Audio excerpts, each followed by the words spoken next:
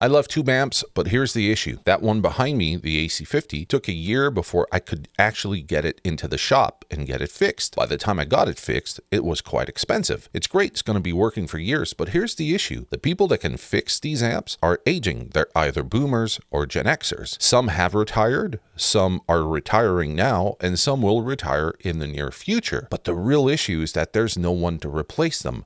So all that knowledge, all that expertise, and no one to replace them brings about the question, who's going to fix our amps in 20 years? So this is going to be a deep dive into looking at some of the factors that could lead to these amps being a big issue in the future, but we're also going to keep it positive by looking at some of the solutions we could entertain so that future generations can actually use these amps and not stick them in a museum somewhere and these things becoming artifacts of a bygone era. So if you're interested in that, my name is Jonathan. This is TL Toneworks, and let's get right into it. So first off, let's have an honest take on what tube amps are.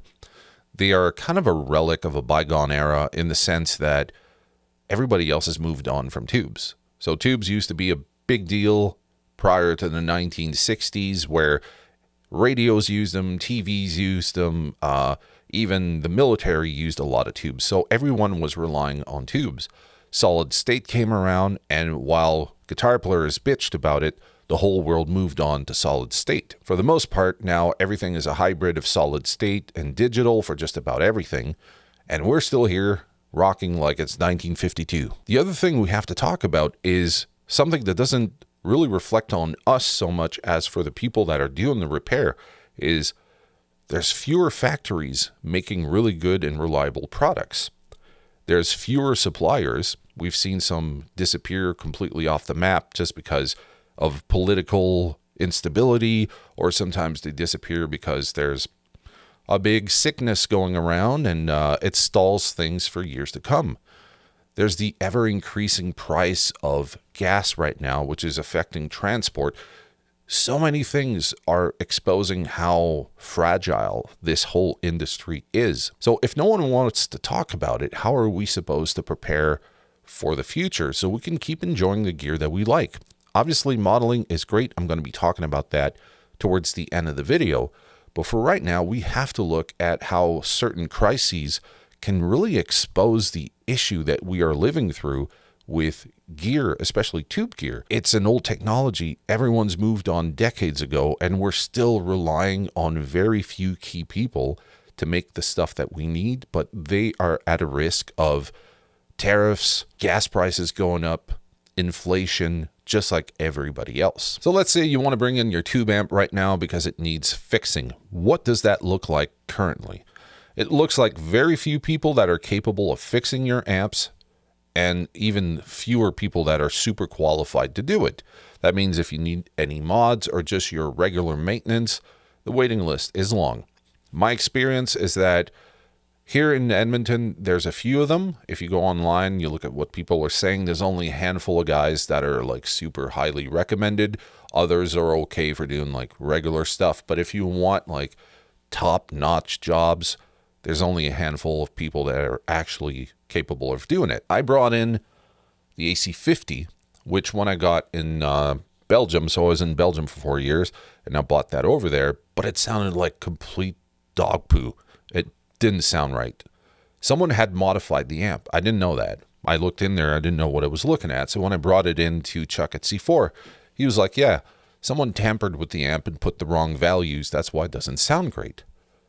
If you're not qualified and you don't know this stuff, you might think that the parts in there are cool and you might just fix a few issues without knowing that some of these amplifiers get tempered with. I brought in, right behind me is a 1960s, I think it's a 65 GA15 RVT, so a Gibson amplifier. It's an all-tube amplifier and hand-wired, and if you get it serviced, it can sound very cool. It's kind of Fender-ish and kind of Vox-ish rolled into one. Some people hate them. I don't care. I love that amp. That's why I got it fixed. But what about more recent amps that are PCB? Something like the Pro Junior over there, or maybe my AC15. Right now, I don't have any issues with them, but if I bring them into a store, not a store, but a repair shop, are they harder to work on? Will they take longer to work on them? And when you look at the cost of repair, is it even worth it? So these 60s amplifiers to me are worth it because they're vintage and I want them to keep playing well for years. And my son plays guitar and I would like him to have it when I'm no longer here. It's just something that, a relic, or not a relic, but like an heirloom that you want to pass on to your kids. The Pro Junior, there's a lot of them on the market, the AC15 as well. Is it even worth repairing, or should you just buy another one and hope that it works for a few more years? That's something that we don't really talk about, but it's something that's worth considering. Is that affordable amplifier market and mid-tier market worth fixing moving forward, or are we going to see them get phased out eventually just because they're not fun to work on, or maybe not even worth repairing because they're a pain in the butt? Now, another option here is to try and fix your amps yourself, but here's the caveat. These things are dangerous. They store a lot of high voltage, and if you don't know what you're doing, you could really mess up your amplifiers. So if you're going to go down that route, that means you have to educate yourself. You have to do a whole lot of reading. You have to be super cautious not to hurt yourself or actually even perish in the process. So learning it on the fly is not like learning to build guitar pedals. Guitar pedals, the risk factor is quite low compared to high voltage amplifiers. And even then you could fix super simple stuff, but what happens when it comes to troubleshooting? Do you know how to spot a certain sound and associate it with a certain maybe capacitor, or maybe it's a transformer issue? A lot of the techs, they turn on an amp, they can tell you in a few seconds or a few minutes what the problem might be. For someone who's getting into it and has no prior knowledge and no one to hand down that information to, you might be going down rabbit holes that are not fun and are super costly. That's another point of consideration. So how do we educate ourselves in amp repair for the future and hand all that information to the next generation? So this next concept is important. I don't want to drag it on too long, but let's talk about the difference in generational mindset when it comes to gear. I grew up in the 1980s. My dad was a guitar player, and he imparted this wisdom that tube amps were the shits. That's what you needed. Nothing else sounded as good, especially not solid state amplifiers. At first, I wasn't equipped to argue against him because I didn't know any better, so I just played tube amps, and I was very fortunate to play what is considered now vintage and sought after gear. But eventually I became a broke musician when I moved out on my own, and I couldn't play some of those really nice tube amps and vintage amplifiers. So I bought myself the Line 6, what was it called? The Pod, the little red kidney bean thing. It didn't really excite me all that much, but it was very convenient. I lived in a small apartment with paper-thin walls. I couldn't be loud. And here I was, I had a direct solution to go to GarageBand and be able to record demo ideas I had for my band. Very convenient, but I didn't like the tone all that much. Eventually I got to buy an amplifier, but didn't know how to mic it. So I went to school, learned audio engineering, and here I was equipped with all this knowledge, but I still lived in an apartment, which was a pain in the butt. Eventually, Two-Note, they come out with the Captor. I buy that. It's a direct solution. I can put my amp through the Captor, send that out to my computer, still record, but I preferred the sound here because I could actually engineer on my end some very unique tones with pedals and stuff like that, and it sounded different than most plugins. But plugins got better, and they were cheaper, and eventually I was starting to dabble into the whole plugin concept, and there's a lot of the up-and-coming musicians who are having great tones, and they're using like neural plugins, they're using the Kemper, they're using the HX Stomp. The debate is much less about tone and way more about convenience. Tube amps for my generation are awesome. There's some younger players, I'm sure, that appreciate tube amps, and there's older musicians that probably embrace the new technology. But the concept is that all this new technology is based on these old tube amps, or even modern tube amps. So if we're to keep capturing that sound, we need to make sure that that equipment still functions in 20 years, because when they're going to come to capture the amplifiers, if they have no frame of reference if the tubes are going bad, if the electronics inside the amp are going bad, they're not going to be getting really great captures. So moving forward, we might see that these amps end up in studios where people, when they come in, they just use the tube amps to record their parts, capture it, put it on their modelers, and then go on the road and have the same sound as the albums. Is it important for the younger generation that tube amps stick around? I don't know. Maybe some of them have that foresight, maybe some don't. I just know that personally, as a musician, I would love to be able to get them fixed so that I can pass it on to my kid. If he wants to use it in the future, he can, and hopefully there's someone there that can repair it. But modeling is cool, but we're also going to have to talk about some of its limitation, which we're going to do a bit later in this video. So some companies know that people love the sound of tube amps, but love the convenience of digital, so they put both of them into one format, which we call a hybrid amplifier. Here's the cool thing about hybrid amplifier.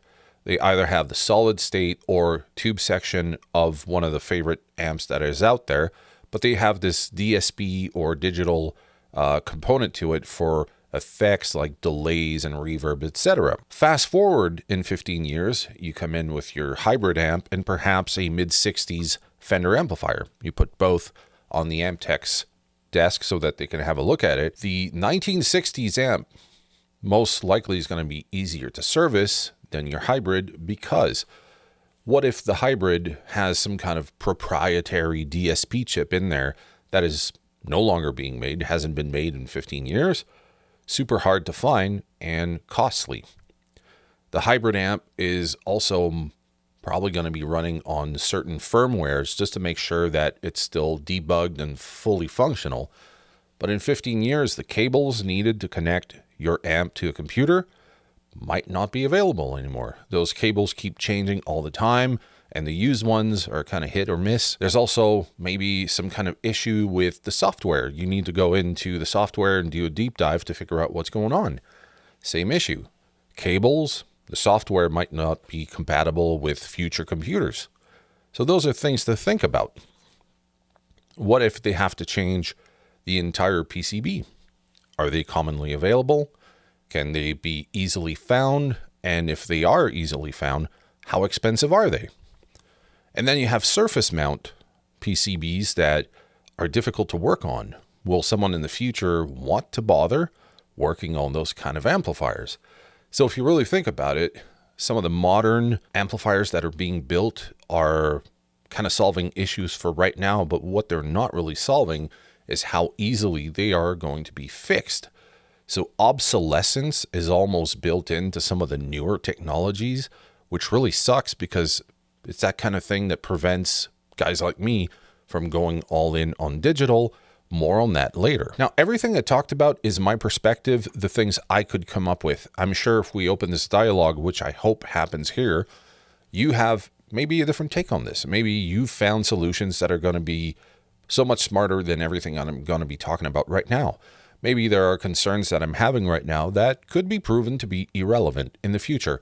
I'm not a know-it-all. I'm just opening up a conversation that I hope hits home with you and that we can go back and forth and talk about this and maybe consider what the future looks like, whether it's bleak or there's actually a net positive at the end. One of the things that I think is starting to get embedded into our workflow is AI. Love it or hate it, it's here to stay. If we take all the collective knowledge about amp repair, all the symptoms that are out there, is it possible to build an agent or multiple agents that could take all the information from the techs that are still around, that are willing to share this information, and archive as much knowledge as possible? One of the ways to do it, obviously, if you don't want to go the AI route, would be to build courses. So someone who's an amp tech who wants to impart this knowledge could make multiple videos, maybe subscribership kind of thing. You pay every month, and there are one-on-ones and consulting with up-and-coming techs. I'm sure there's a bunch of ideas here that would make a whole lot of sense. But we could also archive all this knowledge. So maybe you could create some kind of AI assistant that would help you troubleshoot stuff like symptoms based on certain diagnostics, voltage interpretation. You would have maybe the failure probability mapping just to make sure that you understand the circuit properly and what could potentially happen. What about hum? Hum isn't the same across the board. Sometimes hum can be indicative of maybe a transformer or maybe bad tubes or some leaky component in the amplifier. What about crackle? Not all crackle is the same. Sometimes you have crackle that comes from the tube, but sometimes it's not tube related. What could it be? What if you have some weird type of oscillation, which was the case with that Gibson amp? It had this very specific oscillation, low volume. It wasn't dependent on the volume of the amp. I had no clue what it could be. Brought it in, got it fixed.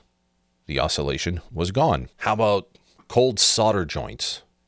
I'm really bad at soldering, and sometimes I try to solder components together and I mess it up. So someone who doesn't know that is learning soldering and has no clue that what they're looking at is a bad solder joint. How about burnt traces? Stuff like, I don't know, someone tried to mod the amplifier and they modded it in the wrong way. They did something bad. They didn't put the right values, and now the amp doesn't work properly or doesn't sound properly. So you could have some visual diagnostic. You could have diagnostic based on certain sounds, finding the right way to maybe record those sounds, having them as a reference. And then there's also the whole knowledge preservation. You could read a schematic on something, but if you don't know what the issue is and how to spot it and go troubleshoot it, then the schematic can only do so much for you. So AI could be a solution. I think online courses could be a solution. Another way to pass down this information is for up-and-coming techs to have someone that can come in via maybe camera and do some kind of consulting to help them troubleshoot certain things. So retirees who are looking for some kind of revenue could start consulting with up-and-coming techs. And these are just like quick, like I jolted these ideas down on paper. There's no real thought. I didn't go super deep on it. I'm sure someone could say, hey, how about this or that, and find different solutions. But if we talk about it, at least we can have some kind of open option for the future for people who are interested in becoming amp techs. We just need to start talking about it so we can explore those solutions moving forward. So one of the questions that we really should be asking is whether digital is going to become the standard and these old tube amps are going to be a more specialized tool. I know some people want to have this conversation whether tube sounds better than digital and vice versa, and I think that's not a reliable argument to have because it's just based on personal preferences and taste, not on actual facts. What is a fact, though, is that both these technologies are thriving and none of them are really going away just yet. But one of them may dominate the other, which is the digital part. A great example of this would be photography or video making. If you look at old cameras that were analog, you had to buy the right film for the right environment. So if you were going on vacation, you needed to buy a film that would fit that kind of exposure. If you were filming indoors for a birthday party, very dim light from the 1960s and 70s, you needed the right film for that application.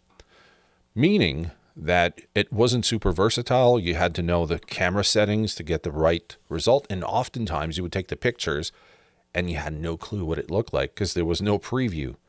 You could just look into that little eyelet there and see, oh, okay, it looks fine to me, but what does the camera really see? So pictures could be hit or miss unless you were a professional and you did this day in and day out. People making films, I remember like this old 1970s and 80s cameras that people used to make like recordings of their family events and stuff. They weren't as good as the Hollywood stuff. They were really grainy. Sometimes they had all these like dusts and particles on the film that would just kind of make the film look kind of weird. Some people love that. And now in the age of digital, we have our phones, we have our DSLRs, we've got GoPros, there's all these different tools to record, and they're pristine recordings.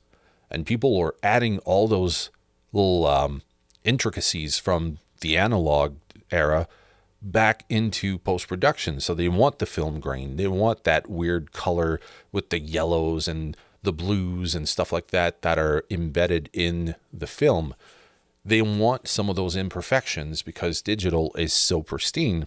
Some people are nostalgic and they want that old look, but with the convenience of the new stuff, which is kind of similar to the whole guitar ordeal, where people want the convenience of digital, but they want the sound of the analog.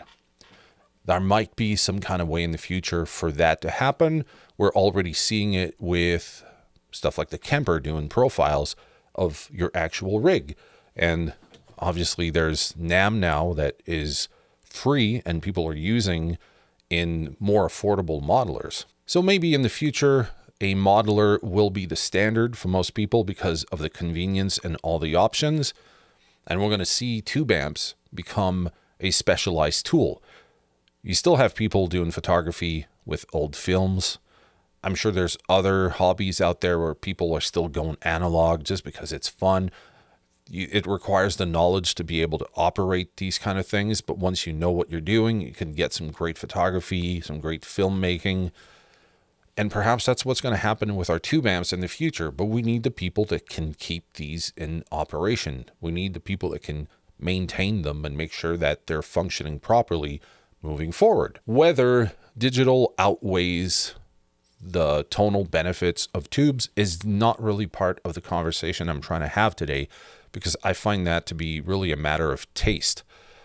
What we need to consider is that modelers may become the standard work solution for a lot of people, especially for touring, for entry-level solutions for people who they're looking, okay, I'm going to have to buy a guitar, an amp, perhaps a few pedals. Maybe I'll just get an amp and a modeler.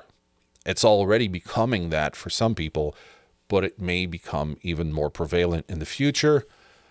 It is a mass market solution when you think about it, because you could buy something that is both the amp, the pedals, the whole wiring complexity, so you don't have to build a pedal board. You can experiment. It's like, the compressor doesn't sound very good here. I don't have to undo my board. I can just click it and move it over here. Perfect. That sounds great. I don't like mono. I want to go stereo.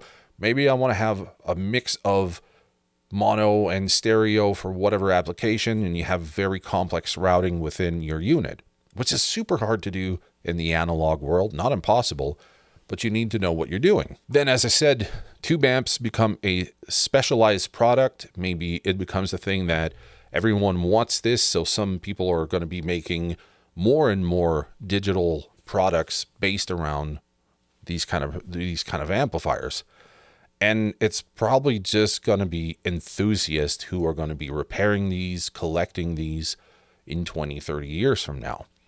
Nothing wrong with it, but as someone who loves amplifiers, I would love for these amplifiers to still be there in the future for future generation to enjoy. What do we do with this Apple business model where companies build obsolescence into the product?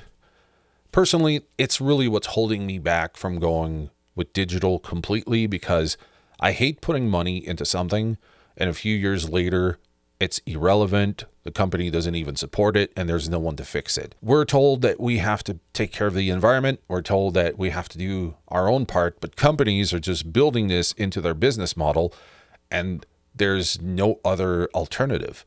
So if we take the phone for our model here, you buy an iPhone or a Samsung or whatever it is that you buy, it's good for a few years and eventually it starts to have issues.